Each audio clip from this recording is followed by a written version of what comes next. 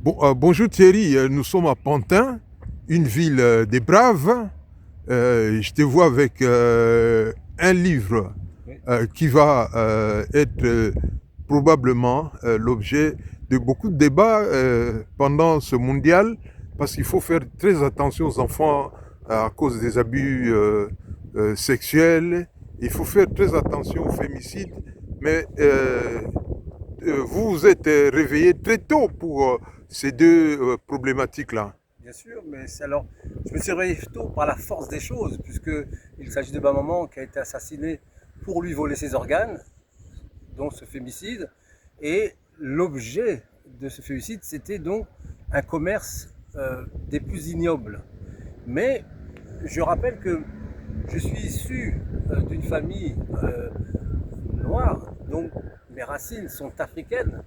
Et ça remonte en arrière dans le passé, dans la mémoire, cet espace de la traite négrière. Le, et donc, c'est là où je dis que ce code noir qui a donc, juste pour la couleur de peau, mis l'homme noir dans un système de commerce, un commerce de main-d'œuvre, mais pas que de la main-d'œuvre. Je pense que nous avons servi de cobayes comme des rats de laboratoire pour enrichir un système médical, scientifique, et nous avons donc fait avancer cette science avec les frais de notre propre personne. Et donc, cette mémoire est importante parce que ça fait partie d'un sujet qu'on a donc abordé récemment à l'Assemblée nationale avec Colbert, avec le Code noir qu'il fallait donc abroger. Mais aujourd'hui, on peut abroger le Code noir en parlant de Colbert puisque le Code noir a évolué. Il a évolué puisqu'aujourd'hui, quand on parle de la, de la loi Touraine, c'est celle qui autorise et qui dit que chaque organe de chaque Français appartient à l'État et donc on peut se servir. La deuxième, c'est la codification. C'est le fait d'avoir brisé ce lien entre le médecin et le patient et d'en avoir fait comme une sorte d'objet. On a déshumanisé ce lien. C'est-à-dire qu'on le voit aujourd'hui comme un billet de banque, comme un chiffre d'affaires, mais on n'a plus cette partie humaine qui nous ramène à un comportement plus sensible, plus compatisant, plus noble. La troisième, c'est le fait d'avoir mis nos données médicales en ligne et l'objectif, c'est de savoir qui est compatible ou pas. Et la dernière, c'est le fait de dire qu'on peut donc participer à l'aide à mourir.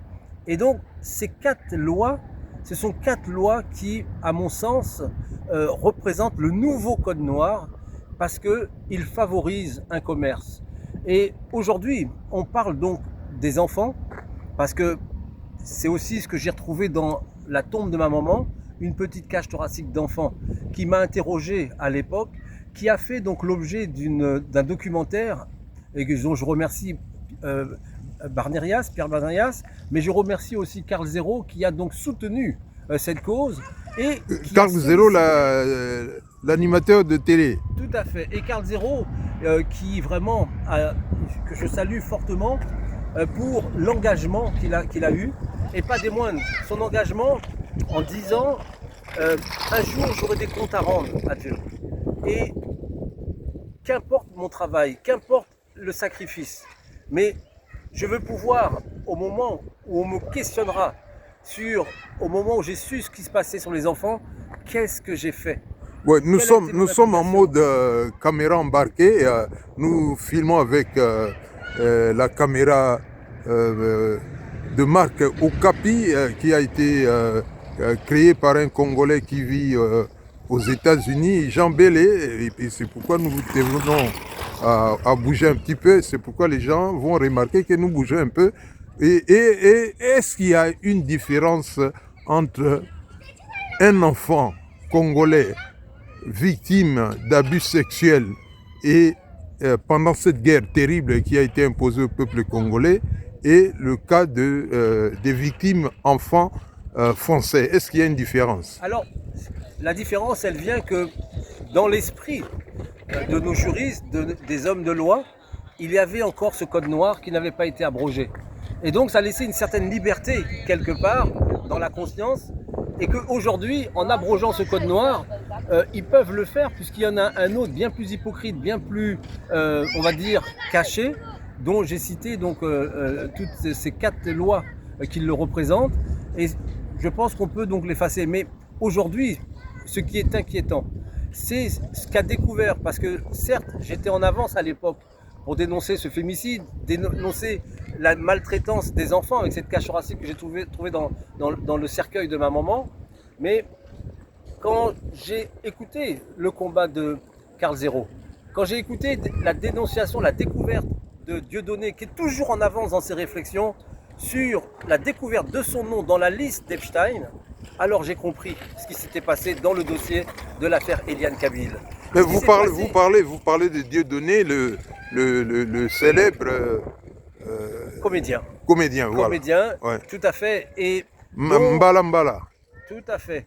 Et donc aujourd'hui, nous avons donc non seulement nous sommes rassemblés autour de l'Alliance qui est un parti politique qui est donc présidé par Morad El Attab.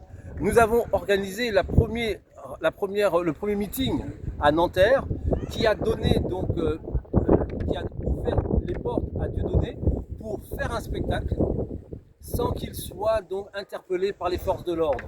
Et c'est là la force de l'Alliance, c'est là la force quand on se rassemble autour d'une cause, au même titre que Marcus Garvey, quand il y avait une injustice majeure au niveau de la communauté noire, il a trouvé donc l'intelligence de rassembler toutes ces injustices, qui a représenté une force qu'on appelait l'UNIA, et qui représentait donc 11 millions d'individus.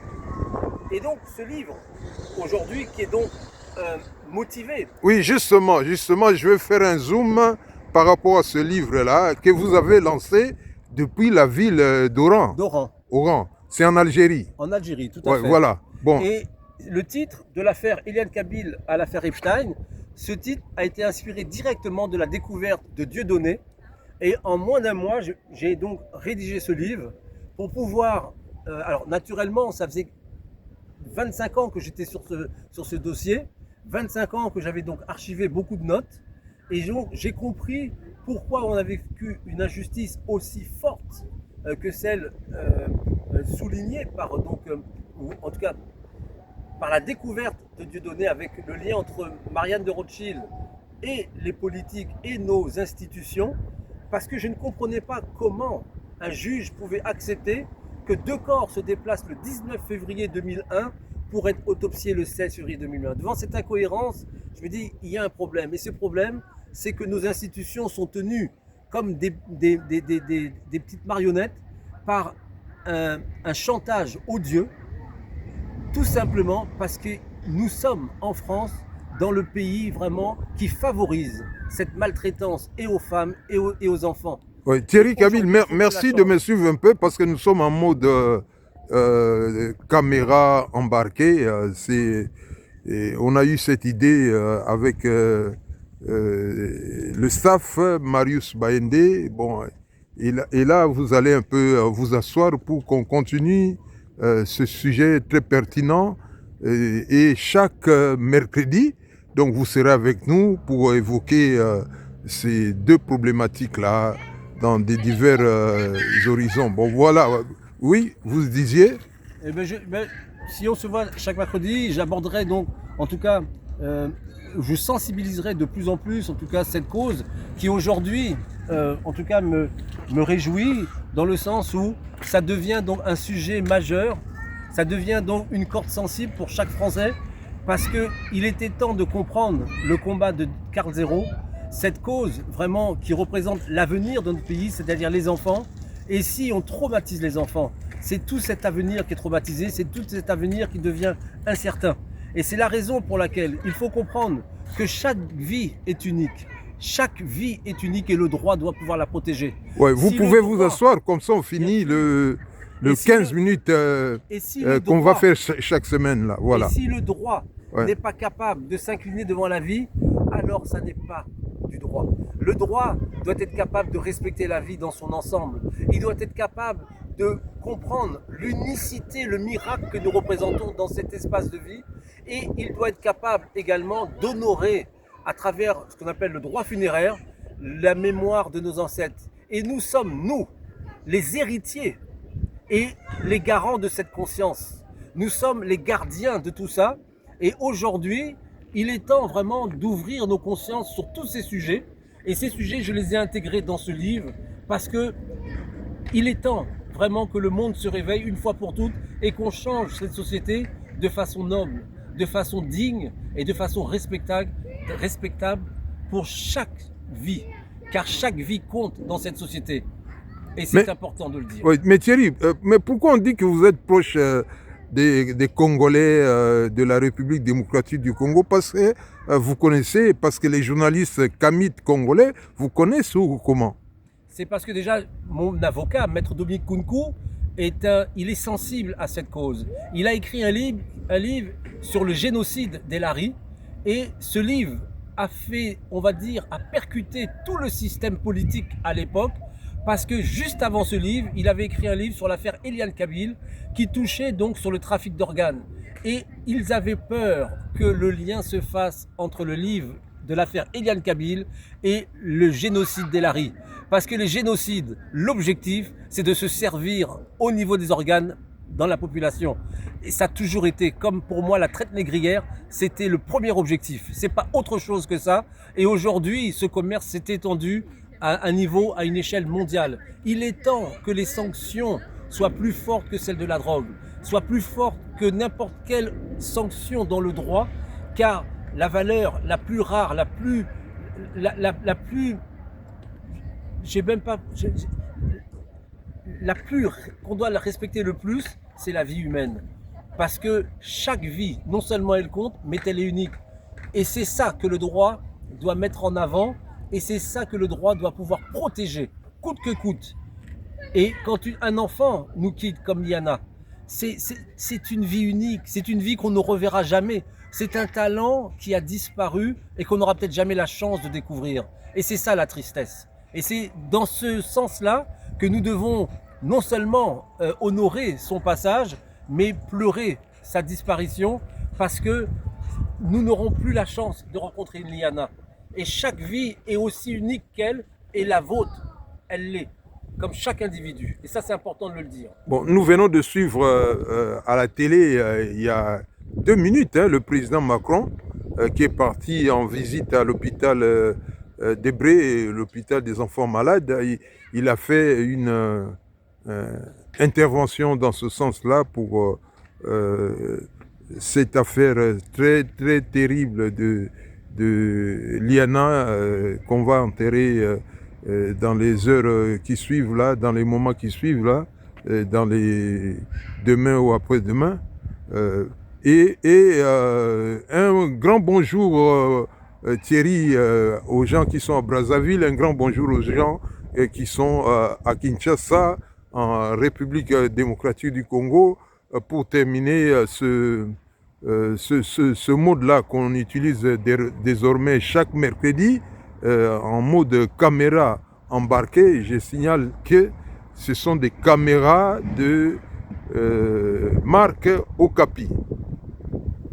Voilà, un mot Thierry. Eh ben, en tout cas, un immense merci à tous ceux qui nous écoutent, un immense espoir pour un soutien, pour une vie beaucoup plus noble, beaucoup plus digne, beaucoup plus solidaire, parce que en réalité, il n'y a qu'une humanité. Elle n'est pas, on ne peut pas la dissocier ou la différencier par la couleur de peau. Nous sommes uniques devant Dieu, et il faut que nous sommes uniques dans chaque conscience humaine. Il faut qu'on reprenne vraiment ce sens des valeurs, et que la division puisse cesser d'être, et que la vie l'emporte sur ces divisions, sur le respect des uns et des autres, parce que j'ai grandi dans des banlieues, j'ai grandi dans des quartiers où il y avait toutes ces différentes, et ça a été une richesse pour moi. Et aujourd'hui, cette richesse, je l'ai intégrée dans ce livre, j'ai intégré toutes ces connaissances, toute cette sensibilité à une cause qui est la mort de ma maman, qui a été assassinée pour lui voler ses organes, et à un système juridique qui a été extrêmement odieux, parce qu'il a joué sur une corde sensible, notre ignorance, pour nous égarer dans des procédures. Et ça, c'est la partie la plus lâche et la plus triste du système judiciaire. Sans vous couper la parole, maintenant, il y a des grand discours qui dénonce les dysfonctionnements judiciaires là. Hein. Et ça va peut-être s'intensifier, non, pour la campagne électorale qui s'annonce là. Parce qu'on a vu un bon leader hein, que beaucoup d'Africains et des Français aiment aussi, Jean-Luc Mélenchon, qui a fait un discours formidable chez un maire extraordinaire, Bali Bagayoko. Eh ben, en tout cas, je salue fortement ce nouveau maire de Saint-Denis. Je sais qu'il fera mieux que les autres parce qu'il a cette corde que les politiques n'avaient pas, c'est cette conscience humaine et ce respect de la vie. Et c'est ce que j'invite à travers ce livre, à travers ce combat de 25 ans sur une cause extrêmement triste, qui est le commerce humain, de nos parties humaines. Et il faut que toutes ces causes cessent. Il faut que ces discours hypocrites de certains politiques s'arrêtent. Parce qu'aujourd'hui, il faut qu'ils prennent conscience qu'ils sont vraiment au pied du mur et que la population a changé. Elle a grandi en conscience et que si on pouvait les tromper avant, on ne peut plus le faire comme ça a été le cas. Aujourd'hui, nous sommes, on va dire, matures dans notre façon, dans nos réflexions, et ce qui se fait dans leurs actions est inacceptable dans la conscience de chaque Français, mais chaque citoyen du monde qui regarde aujourd'hui la France, qui était le pays des droits de l'homme, et il faut qu'elle redevienne beaucoup plus noble. Et nous sommes là pour ça. Ok Thierry, je vous dis Matondi Mingi, vous savez, vous parlez 2 ou 3 mots lingala, c'est-à-dire merci beaucoup.